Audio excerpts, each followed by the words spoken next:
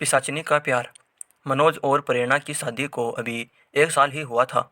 मनोज एक कारखाने में काम करता था, प्रेरणा घर संभालती थी।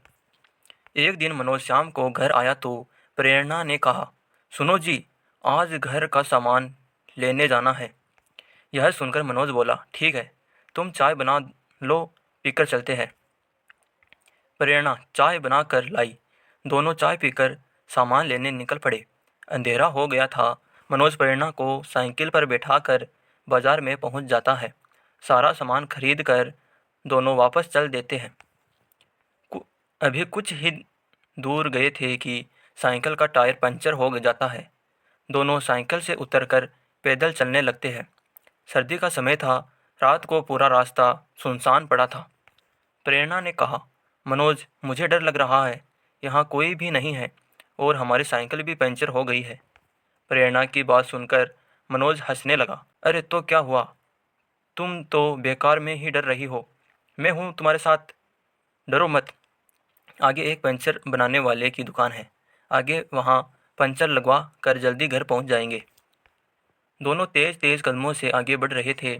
अचानक प्रेरणा के बालों पास से एक तेज हवा का झोंका गुजर जाता है, जिससे प्रेरणा रुक कर इधर उधर देखने लगती है। मनोज उसे देख कर कहता है, क्या हुआ, रुक कैसे गई, जल्दी चलो। प्रेरणा मनोज का हाथ कस कर पकड़ लेती है। मनोज, यहाँ कोई है। अभी अभी मुझे ऐसे लगा जैसे मेरे पीछे से कोई मुझे छू कर निकला है। मनोज इधर उधर देखता है लेकिन उसे कोई नज़र नहीं आता। वह कहता है, प्रेरणा, कोई नहीं है, चलो। दोनों तेजी से कदम बढ़ा रहे थे, तभी उन्हें कुछ आवाज़ें सुनाई देने लगती है। ये आवाज़ें साइड में खड़े पेड़ों के पीछे से आ रही थी। इस बार मनोज भी थोड़ा डर जाता है। तभी अचानक लाइट चली जाती है। स्ट्रीट लाइट बंद होते ही चारों ओर घना अंधेरा पसर जाता है। प्रेरणा की दो चीख निकल जाती है। वह हाथ से ठठोल कर मनोज का हाथ पकड़ने की कोशिश करती है, लेकिन उसे मनोज कहीं दिखाई नहीं देता। प्रेरणा वहीं रुककर अंधेरे में मनोज को देखने की कोशिश करती है। प्रेरणा बुरी तरह डर जाती है। वह 2 कदम आगे बढ़ाती है, लेकिन यह क्या, वह किसी चीज़ से टकरा कर गिर जाती है। गिरते ही प्रेरणा की कोहनी से खून निकलने लगता है। इसकी परवाह करे बगैर वह मनोज मनोज चिल्ला रही थी। वह उस चीज़ को जिससे वह टकराकर गिरी थी टटोलती है। अरे यह क्या, यहाँ तो मनोज की साइकिल गिरी पड़ी पड़ी थी। प्रेरणा बहुत घबरा जाती है। वह उठकर खड़ी हो जाती है। मनोज, कहाँ हो तुम, मेरे पास आओ, मुझे बहुत डर लग रहा है। लेकिन मनोज की ओर से कोई जवाब नहीं आता। कुछ ही देर में लाइट वापस आ जाती है। तेज रोशनी में प्रेरणा देखती है कि उसके पास ही साइकिल गिरी पड़ी थी। साइकिल पर टंगे हुए दोनों थैले भी गिर गए थे।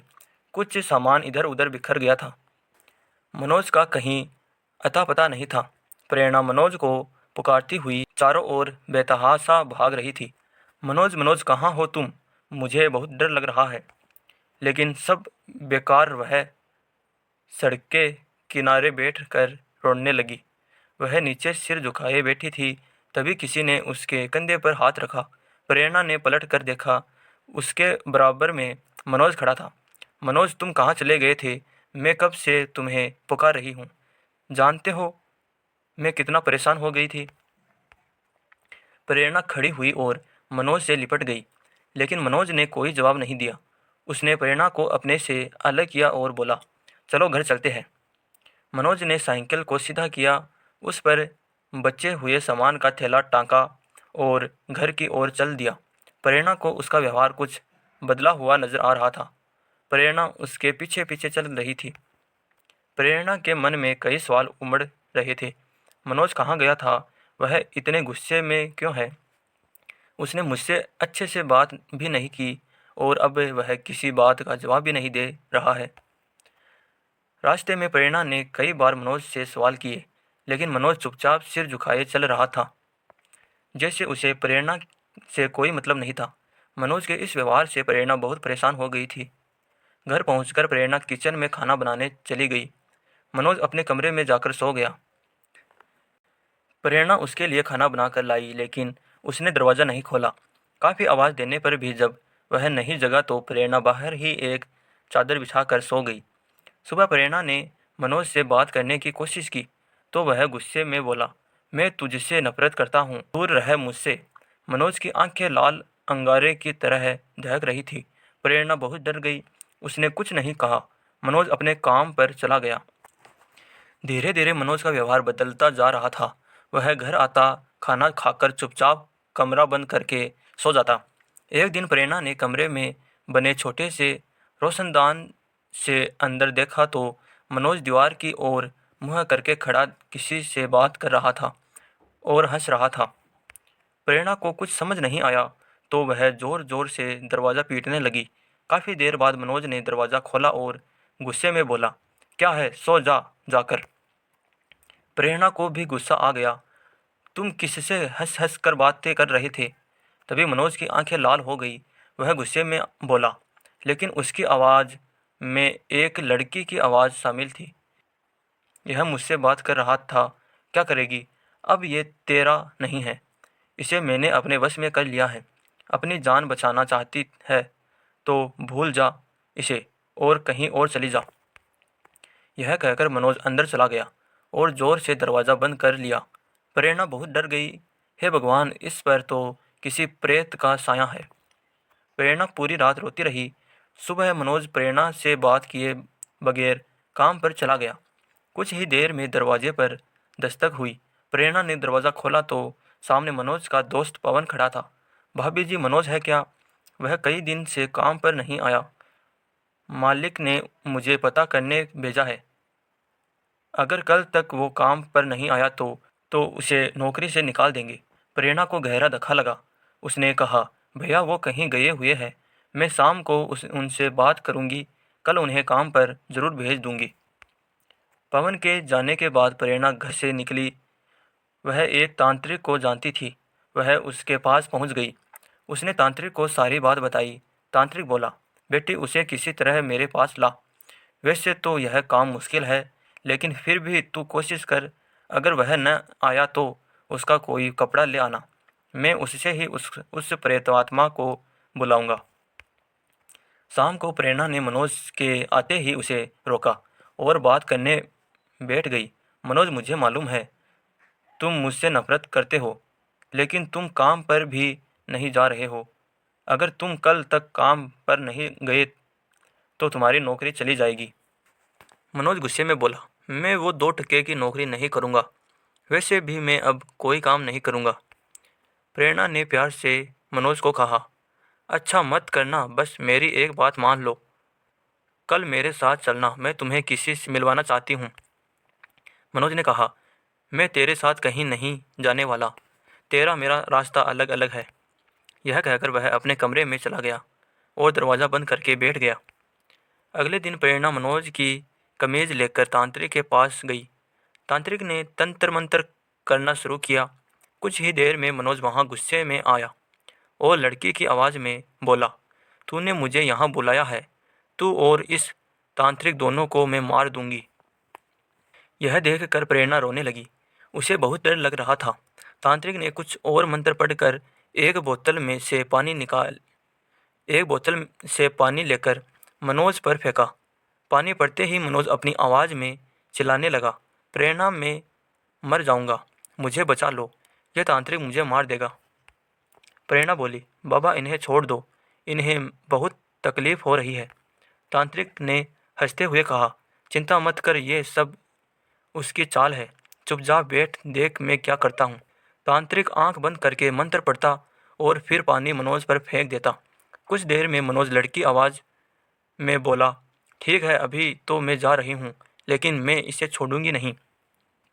मनोज बेहोश होकर एक और लुढ़क गया। तांत्रिक बोला, जा ले जा इसे अपने घर। मैंने इसे उस पिशाचिनी की कैद से आज़ाद कर दिया, लेकिन ध्यान रखना वो फिर आएगी। पिशाचिनी इससे प्यार कर बैठी है। वो इतनी आसानी से इसका पीछा नहीं छोड़ेगी। जब भी तुझे इसका व्यवहार बदला नजर आए, तुरंत मेरे पास आ जाना। प्रेरणा ने मनोज के मुंह पर पानी के छींटे मारे। मनोज उठ गया जैसे वह किसी नींद में से जगा हो। मनोज बोला, अरे मुझे क्या हुआ था, मैं यहाँ कैसे आया, तुम रो क्यों रही हो? प्रेरणा ने कुछ नहीं कहा। वह मनोज को घर ले आई। अगले दिन मनोज काम पर भी पहुंच गया। सब कुछ पहले जैसा चल रहा था, लेकिन प्रेरणा अब हमेशा डरी रहती थी कि क्या वो पिशाचिनी फिर आएगी। मनोज को जब प्रेरणा ने सारी बात बताई तो उसे यकीन नहीं हुआ था कि उसने प्रेरणा के साथ ऐसा व्यवहार किया था। मनोज बार बार प्रेरणा से माफ़ी मांगता था। वह अपने किए पर पछता रहा था। ऐसे ही समय बीत रहा था। दोनों सब कुछ भूलकर अपनी ज़िंदगी में व्यस्त हो गए। तभी कुछ ऐसा होता है जिसकी उम्मीद न तो प्रेरणा को थी न मनोज को। एक दिन प्रेरणा कपड़े धोने के लिए मनोज की जेब चेक कर रही थी। तभी उसे एक खत मिला। खत लाल स्याही से लिखा था। लिखावट भी उटपटांग थी, लेकिन खत में जो लिखा था उसे पढ़ते ही प्रेरणा के होश उड़ गए। उसमें लिखा था, मनोज, मैं तुमसे प्यार करती हूँ, मुझसे शादी कर लो। मेरे पास बहुत पैसा है, तुम्हें कभी जीवन में काम नहीं करना पड़ेगा। तुम अपनी पत्नी को छोड़कर सदा के लिए मेरे पास आ जाओ। प्रेरणा के हाथ से सारे कपड़े छूट गए। उसकी आंखों से आंसू बह रहे थे। जिस मनोज को मैंने अपने प्राण संकट में डालकर बचाया, वह ही मुझे धोखा दे रहा है। किसी अमीर लड़की के चक्कर में मुझे छोड़ने की तैयारी कर रहा है। प्रेरणा शाम तक रोती रही। शाम को जब मनोज आया तो प्रेरणा ने उसके सामने वह खत रख दिया। मनोज ने सफाई देते हुए कहा, हाँ प्रेरणा, कल यह खत मुझे एक बच्चा पकड़ा कर चला गया था। तब से मैंने कई बार इसे पढ़ा। मुझे कुछ समझ नहीं आ रहा था। शायद किसी ने मजाक किया हो या बच्चा गलती से इसे मुझे पकड़ा गया। प्रेरणा बोली, देखो मनोज, सच सच बताओ, तुम मुझसे कुछ छुपा तो नहीं रहे हो? मनोज ने कहा, प्रेरणा मेरा विश्वास करो, मैं तुम्हारा साथ जीवन भर नहीं छोड़ूंगा। प्रेरणा ने उस खत को फाड़ कर फेंक दिया और खाना बनाने चली गई। रात का समय था। दोनों अपने कमरे में सो रहे थे। कुछ देर बाद प्रेरणा पानी पीने उठी तो उसे खिड़की पर एक औरत का साया दिखाई दिया। इससे पहले कि प्रेरणा कुछ सोच पाती, वह साया तेजी से प्रेरणा के सामने आकर खड़ा हो गया। फिर उसने एक नज़र मनोज को देखा और तेज आवाज़ में बोली, तू मुझे मनोज से अलग करेगी, खत फाड़ेगी, मैं तुझे फाड़ कर रख दूंगी। मनोज मेरा है, मैं इसे किसी भी हाल में नहीं छोड़ सकती। मनोज को कुछ समझ नहीं आ रहा था। वह कुछ बोलना चाहती थी, लेकिन उसकी आवाज़ नहीं निकल रही थी। वह पसीने पसीने हो गई थी। तभी वह साया आगे बढ़ा और उसने एक हाथ से प्रेरणा का गला पकड़ लिया। प्रेरणा दोनों हाथों से अपने आप को छुड़ाने की कोशिश कर रही थी। तभी उसकी आंख खुलती है। कमरे में कोई नहीं था। वह सपना देख रही थी। प्रेरणा चीखने लगी, मनोज मनोज, वो फिर आ गई, वो तुम्हें ले जाएगी। मनोज ने उठकर लाइट जलाई। प्रेरणा मनोज से लिपट गई। मनोज को प्रेरणा ने सारी बात बता दी। मनोज भी डर गया। उसने उठकर देखा लेकिन वहाँ कोई नहीं था। अगले दिन दोनों तांत्रिक के पास पहुँचे। उसने कहा, मैं जानता था वो इतनी आसानी से पीछा नहीं छोड़ेगी। मनोज बोला, बाबा कोई तो रास्ता होगा। तांत्रिक बोला, रास्ता है तेरी मौत। पिशाचनी तुझे मार कर पिशाच बनाना चाहती है, जिससे वह तेरे साथ रह सके। प्रेरणा ने तांत्रिक की ओर गुस्से से देखा। बाबा आपके पास कोई रास्ता नहीं है तो बता दीजिए, हम कहीं और चले जाते हैं। मैं अपने पति को मरने के लिए नहीं छोड़ सकती। तांत्रिक उसी समय आंख बंद करके बैठ गया। कुछ देर बाद बोला, तुझे केवल एक ही तरीके से बचाया जा सकता है, वह है उस पिशाचनी को धोखा देकर। मनोज बोला, लेकिन कैसे बाबा, कैसे धोखा देंगे उसे? तांत्रिक ने आगे कहना शुरू किया, तुझे यह दिखाना होगा कि तू भी उसके प्यार में पागल हो चुका है और अपनी पत्नी को छोड़ना चाहता है, लेकिन वह तुझे नहीं छोड़ रही है। ऐसे में वह प्रेरणा पर हमला करेगी। उसी समय हम उसे भस्म कर देंगे। प्रेरणा बोली, ठीक है बाबा, आप तैयारी कीजिए, मैं तैयार हूँ। मनोज यह सुनकर गुस्से में बोला, नहीं बाबा, और कोई रास्ता बताइए। इस बार भी हम चूक गए तो वह प्रेरणा को मार देगी। तांत्रिक ने कहा, बेटा तू उसकी चिंता मत कर, इसे कुछ नहीं होगा। इस बार मैं ऐसा जाल बिछाऊंगा कि वह बच नहीं पाएगी।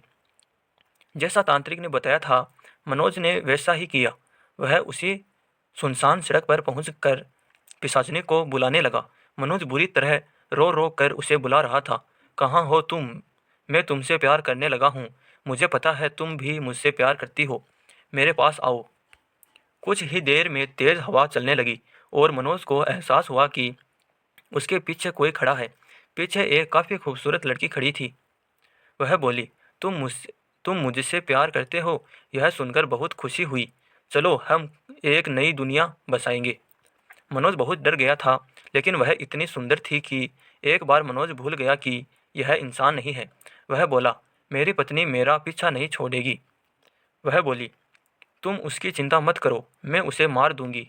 मनोज ने कहा, कब मारोगी? यह सुनकर पिशाचिनी हंसने लगी। उसके हंसने में मनोज खो गया। ऐसा लग रहा था जैसे वह सच में उससे प्यार करने लगा हो। कुछ ही देर में वह चली गई। चारों ओर सन्नाटा छा गया। मनोज अपने घर आ गया। प्रेरणा को उसने सारी बात बता दी।